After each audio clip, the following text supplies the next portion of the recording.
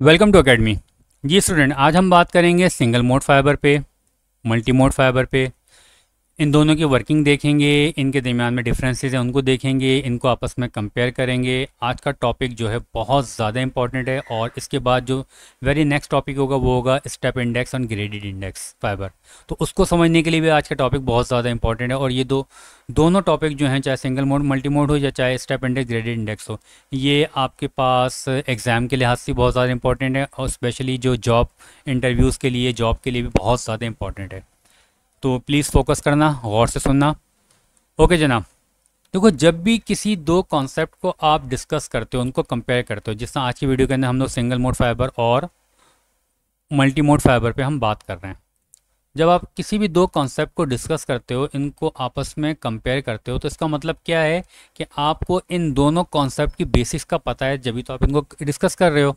तो ये भी फाइबर है और ये भी फाइबर है। इसका मतलब ये है कि आपको पता है कि ऑप्टिकल फाइबर बेसिकली है क्या, उसकी कंस्ट्रक्शन क्या है, उसमें कोर किससे कहते हैं, उसमें क्लैड किससे कहते हैं, उसमें लाइट किस तरह ट्रैवल करती है सोर्स टू डेस्टिनेशन।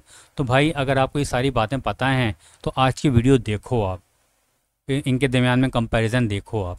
लेकिन नहीं पता तो भाई फ़ौरन इस वीडियो को बंद करो और इसी वीडियो के डिस्क्रिप्शन में लिंक मौजूद है वीडियो नंबर 1 का, ऑप्टिकल फाइबर वर्किंग। ये मैंने तकरीबन 35 मिनट की वीडियो बनाई है, इसमें सारी ऑप्टिकल फाइबर की स्टोरी मैंने यहाँ पे बयान कर दी है। इसको देखे बगैर आज की वीडियो नहीं देखना। ओके।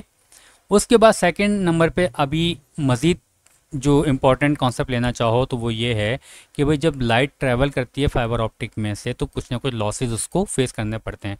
डिस्पर्शन लॉस हो गया, एब्जॉर्प्शन लॉस हो गया और अटेन्यूएशन लॉस हो गया।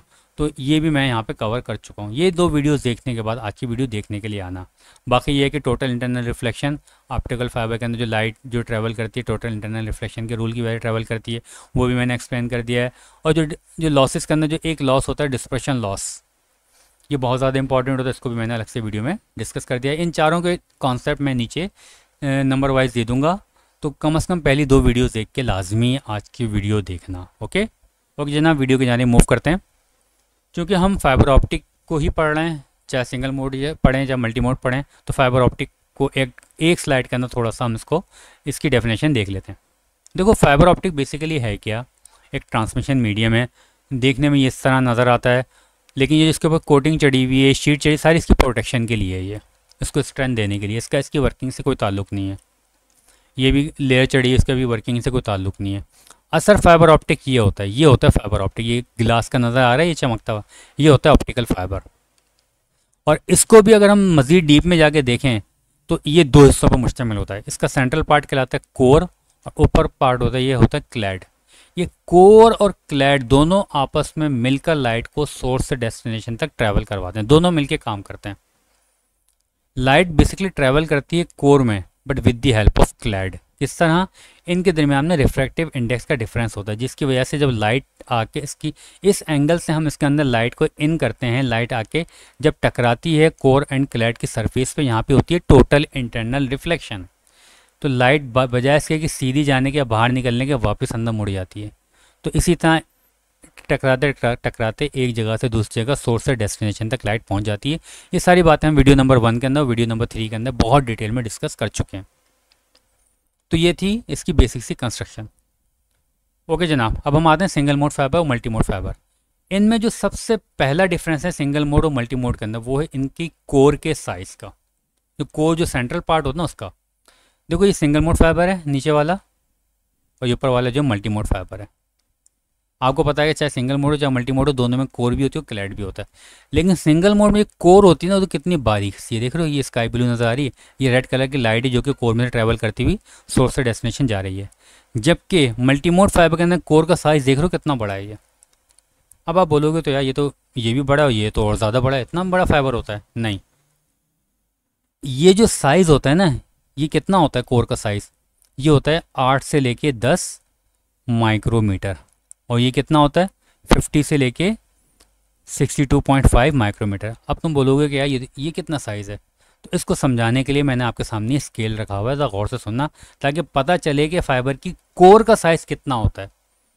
तो तुम्हें पूरे फाइबर का साइज़ का तुम्हें अंदाज़ा हो जाएगा। देखो, ये स्केल आपके सामने मौजूद है। इसमें ये एक साइड पे इंच के निशान होते हैं, तो ये 12 इंच का स्केल मौजूद है आपके पास।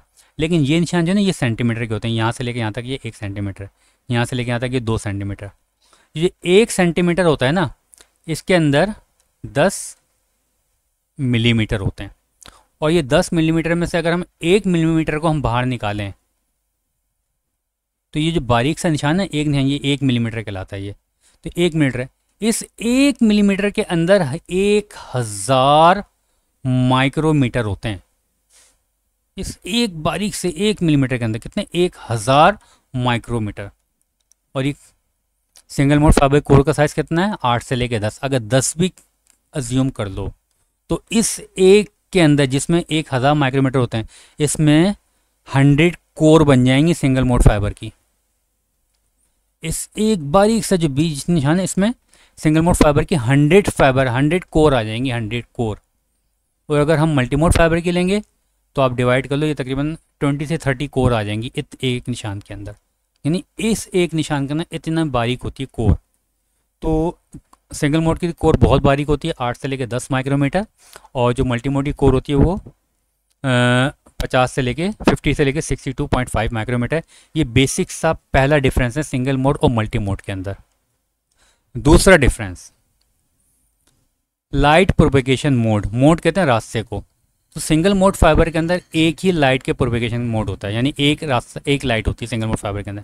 जबकि मल्टी मोड फाइबर के अंदर multiple wavelength, multiple lights travel कर सकती हैं फ्रॉम सोर्स से लेके डेस्टिनेशन तक, क्योंकि इसका कोर का साइज़ बड़ा होता है, इसकी कोर का साइज़ बहुत बारीक होता है। तो यहाँ पे एक ही लाइट ट्रैवल कर सकती है। तो इसे हम कहते हैं second difference light propagation mode का।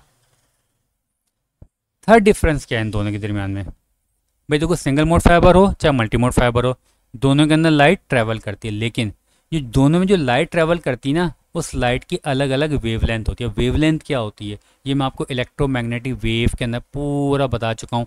वेवलेंथ किससे कहते हैं, फ्रीक्वेंसीज किससे कहते हैं। फिर हमने इलेक्ट्रोमैग्नेटिक वेव स्पेक्ट्रम हमने डिस्कस किया था। हमने कहा था अल्ट्रा वायलेट रेज हो गई, विजिबल लाइट हो गई, इंफ्रारेड लाइट हो गई, माइक्रोवेव हो गई, रेडियो फ्रीक्वेंसी हो गई, हाई फ्रीक्वेंसी हो गई। सबको हमने अरेंज करके पूरा एक स्केल बनाया हुआ है, सो हम कहते हैं इलेक्ट्रोमैग्नेटिक वेव स्पेक्ट्रम।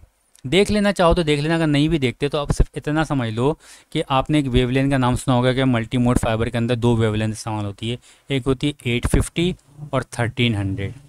जबकि सिंगल मोड फाइबर के अंदर जो 2 वेवलेंथ इस्तेमाल होती है वो कहलाती है 1310 और 1550। अब सिंगल मोड में ये दोनों क्यों इस्तेमाल करते हैं और मल्टी मोड में ये दो क्यों इस्तेमाल करते हैं? ये इनकी प्रॉपर्टीज़ की वजह से इस्तेमाल करते हैं। मल्टी मोड फाइबर के अंदर जो है कोर का साइज़ बड़ा होता है, वहाँ पे ये 2 वेवलेंथ अच्छा परफॉर्म करती हैं, लेकिन ये शॉर्ट डिस्टेंस तक परफॉर्म करती हैं, लॉन्ग डिस्टेंस पे ये ख़राब हो जाती हैं। तो इसी वजह से जो है मल्टी मोड फाइबर हम नॉर्मली शॉर्ट डिस्टेंस के लिए यूज़ करते हैं। सिंगल मोड फाइबर जो होता है हम लॉन्ग डिस्टेंस के लिए इस्तेमाल करते हैं, वहाँ पे ये दोनों वेवलेंथ अच्छा परफॉर्म करते हैं। यहाँ पे लिखा हुआ है कि इसमें अटेन्यूएशन कम होती है, डिस्पर्शन लॉसेस कम होती हैं, वो चीज़ें यहाँ पे लिखी हुई हैं, यहाँ पे वो दोनों बातें यहाँ पे लिखी हुई हैं। तो ये थर्ड डिफरेंस है कि भाई सिंगल मोड फाइबर जो है 1310 और 1550 की वेवलेंथ इस्तेमाल करता है, जबकि मल्टी मोड फाइबर जो है 850 या 1300 की वेवलेंथ इस्तेमाल करता है। चौथा डिफरेंस इन दोनों में डिस्पर्शन लॉस का होता है। डिस्पर्शन ऑफ लाइट क्या होती है? जो आपने मैट्रिक के अंदर ये प्रिज्म की मदद से आपने एक्सपेरिमेंट किया होगा कि भाई आप सनलाइट जो आ रही होती है उसका कोई कलर नहीं होता, लेकिन जब आप उसको प्रिज्म के ज़रिए गुजारते हो वो मल्टीपल कलर्स में डिवाइड हो जाती है। तो हम ये कहते हैं कि भाई जो सिंगल लाइट आ रही होती है सूरज से, वो मल्टीपल लाइट का कॉम्बिनेशन होती है, लेकिन आप प्रिज्म की मदद से उसको ब्रेक कर देते हो, तो इसे इस फिनोमेना को हम कहते हैं डिस्पर्शन ऑफ लाइट, यानी लाइट डिस्पर्स हो गई है। सही। अब सिंगल मोड फाइबर के अंदर ये डिस्पर्शन कम से कम होती है कुछ, और उसकी वजह से डिस्पर्शन लॉसेस भी कम होते हैं, जबकि मल्टी मोड फाइबर के अंदर ये डिस्पर्शन लॉसेस बहुत ज़्यादा होते हैं। अब ये डिस्पर्शन लॉसेस क्या होते हैं ये मैं ऑप्टिकल फाइबर के लॉसेस वाली वीडियो के अंदर मैं आपको एक्सप्लेन कर चुका हूँ, और डिस्पर्शन के ऊपर तो मैं अलग से वीडियो बना चुका हूँ, जो मैंने कहा था वीडियो नंबर 3 है, उसको वीडियो नंबर 4 उसको लाजमी देख लेना। ये चौथा डिफरेंस है कि भाई सिंगल मोड फाइबर के अंदर डिस्पर्शन लॉस कम से कम होते हैं, जबकि मल्टी मोड फाइबर के अंदर डिस्पर्शन लॉस बहुत ज़्यादा होते हैं। उसके बाद चौथा डिफरेंस क्या है कि भाई सिंगल मोड फाइबर जो होता है लॉन्ग डिस्टेंस यानी अप टू 100 किलोमीटर या इससे ज़्यादा के लिए भी इस्तेमाल होता है, जबकि मल्टी मोड फाइबर 2 किलोमीटर तक मैक्सिमम या मैक्सिमम 3 किलोमीटर, बस इससे ज़्यादा नहीं। 2-3 इससे ज़्यादा किलोमीटर में ये इस्तेमाल नहीं हो सकता। ये क्यों? क्योंकि इसमें डिस्पर्शन लॉसेस ज़्यादा होते हैं। मल्टीपल वेवलेंथ ट्रैवल करी, मल्टीपल लाइट ट्रैवल करती हैं, वहाँ पे लाइट डिस्पर्स होगी, आपस में सिग्नल आपस में मिक्स हो जाते हैं, डिस्पर्शन लॉसेज होती है। तो मल्टी मोड फाइबर जो होता है वो शॉर्ट डिस्टेंस के लिए ज़्यादा अच्छा काम करता है, जबकि सिंगल मोड जो है लॉन्ग डिस्टेंस के लिए काम करता है। तो अगर आपसे कोई पूछे कि यार हमें रीज़न दो कि why single mode fibre use in long distance, तो आप बताओगे single mode fibre uses lower frequencies, it can carry more data than multi mode fibre due to several factors. क्या फैक्टर्स? इसमें लो अटेन्यूएशन होती है, low pulse broadening होती है, लो dispersion losses होते हैं। ये पल्स ब्रॉडनिंग जो मैंने ऑप्टिकल फाइबर लॉसेज में आपको बता चुका हूँ वहाँ पे मैं। अच्छा, while multimode fibre typically handles data, multimode fibre कितना डेटा ट्रैवल करवा सकता है? 1 से लेकर 10 गीगाबिट पर सेकंड तक, जबकि सिंगल मोड फाइबर 100 गीगाबिट पर सेकंड से लेकर 400 गीगाबिट पर सेकंड तक, depends on system. WDM system आप लगाते हो, SDA सिस्टम आप लगाते हो, तो ये इसके ऊपर डिपेंड करते हुए 400 गीगाबिट पर सेकंड तक का डेटा ट्रैवल करवा सकता है। क्यों? और लॉन्ग डिस्टेंस पे करवा सकता है ये अप टू 100 किलोमीटर या इससे भी ज़्यादा पे डिस्टेंस करवा सकता है।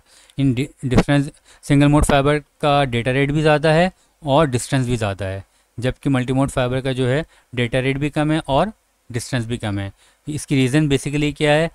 डिस्पर्शन लॉसेज हैं, अटेन्यूएशन लॉसेज हैं, पल्स ब्रॉडनिंग है, ये रीज़न है जिसकी वजह से इन दोनों का ये डिस्टेंस का फ़र्क आ जाता है। अब ये यूज़ कहाँ होते हैं? Single mode fibre normally use होता है टेलीकॉम सेक्टर के अंदर, सिटीज़ को आपस में कनेक्ट करने के लिए, कंट्रीज़ को जो समंदर के अंदर जो केबल बिछा हुआ, सिंगल मोड फाइबर है सारा।